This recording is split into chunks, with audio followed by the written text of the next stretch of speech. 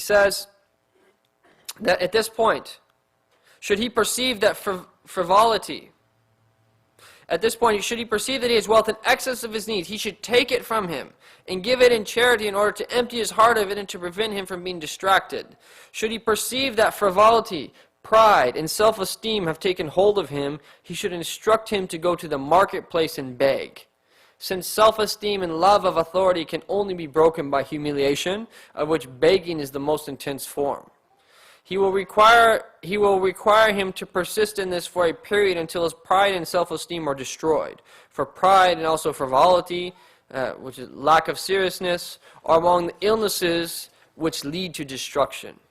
Should the Shaykh see that the body and dress of the aspirant are usually clean, and that his heart inclines to this and is pleased with it, he will give him a job as a latrine attendant and cleaner, and instruct him to sweep filthy places, and to remain in the kitchen in places where there is smoke until the attachment he has to cleanliness departs.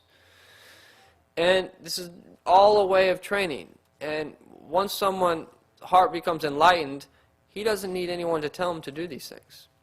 And one time, one of the recent great Mashaykh of Egypt, Shaykh al-Sha'rawi, that one time he was with his son, and it was just after he gave a talk.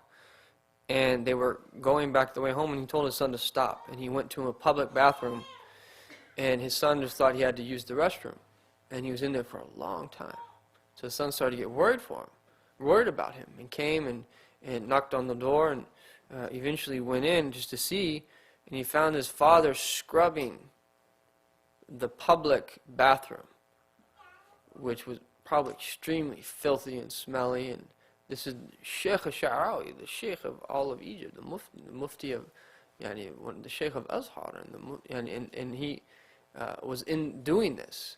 And his son asked him, why he was doing that, and he said he had just given a talk to a whole bunch of people, and he didn't want there to be any type of ta'ali or arrogance entering into his heart for him just giving that talk. So what did he do?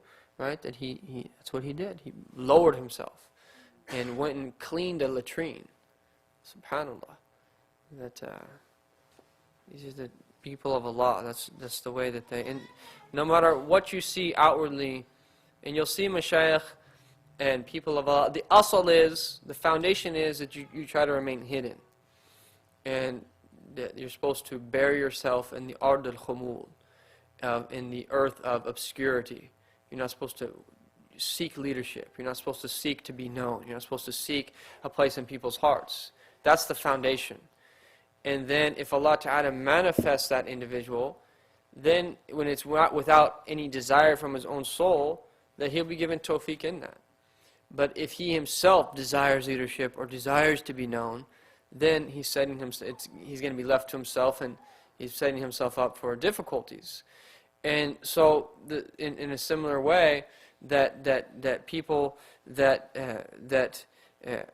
some people that you see that they're out and they have a lot of students and they're very well known, and and they even let people kiss their hands, rightly guided scholars and so forth. And someone might think, how could someone, let that happen to, isn't that arrogance and that type of thing? Not realizing that, one, if these people have reached a certain level, that it will be as if they're almost like non-existent to begin with. Right? Two, is that they will see themselves worse than every single person there. And just know that for sure, that the true rightly guided scholars, no matter how many people are listening to them, no matter how many people are looking to them for guidance, that they'll see themselves worse than everyone else that's there.